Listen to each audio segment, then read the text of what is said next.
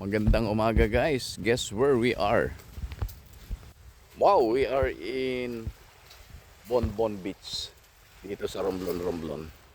And makikita nyo yan, oh. Kitang-kita yung ilalim ng ng shore. Yan, very clear water. This is the very known Bonbon Beach, one of the top 50 beaches in the world. Dito sa Romblon. Ang lamig ng tubig, ang sarap. Grabe.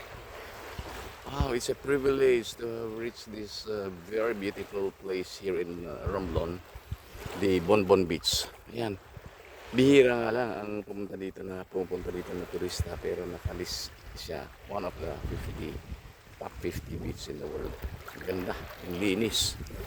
Okay, so kung nakarating ako doon sa Cantalula Beach sa El Nido, this time we are here in Bonbon Beach here in Hi guys.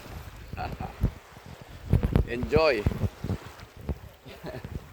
Wala masyadong mga tao. Alright. So tayo lang. Ang sarap naman. Tayo lang. Hey, wow.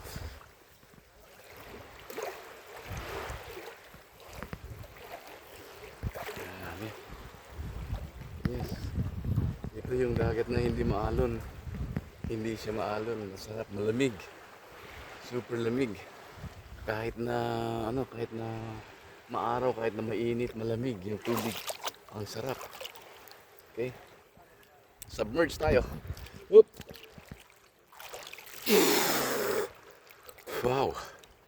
Whew.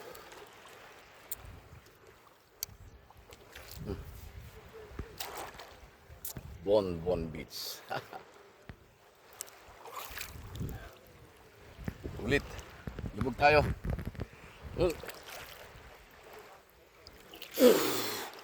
Ang sarap naman. Oh!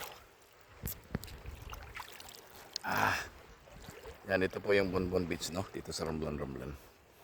And enjoy natin yung view. Napakaganda, napakasarap. Ang tubig. Napakalamig. Ayan. Private private resort na ito. Walang masyadong mga turista pa. Siguro hindi pa nila masyadong kilala, no.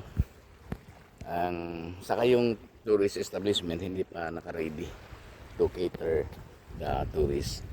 Ang mga accommodation ay nasa bayan. But within the coast, walang masyadong mga tourist establishment.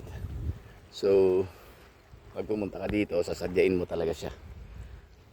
Magre-rent ka ng tricycle. Punta dito, ang charge nila is 150 one way. Pwede na yun. Pwede mo ring bilinin ang tricycle na maghintay. Let's say 2 hours or 3 hours. Kasi bihira yung tricycle na pupunta dito. So this is Romblon. Thank you Lord for the very beautiful environment, the natural resources, the sea, the land and the air. The Philippines is really so blessed with lots of natural resources. Dito titingin nga tayo sa ilalim, mo tayo makita ng isda. Pero ang sarap, enjoy. So alongside this beach ay may mga may mga cottages, open cottages lang yan. Pwede mag-ihaw, pwede magkwentuhan, pwede kain, something like that. Anything you wanna do while in the beach. Let's enjoy guys. Alright. Ang sarap naman. Thank you for watching.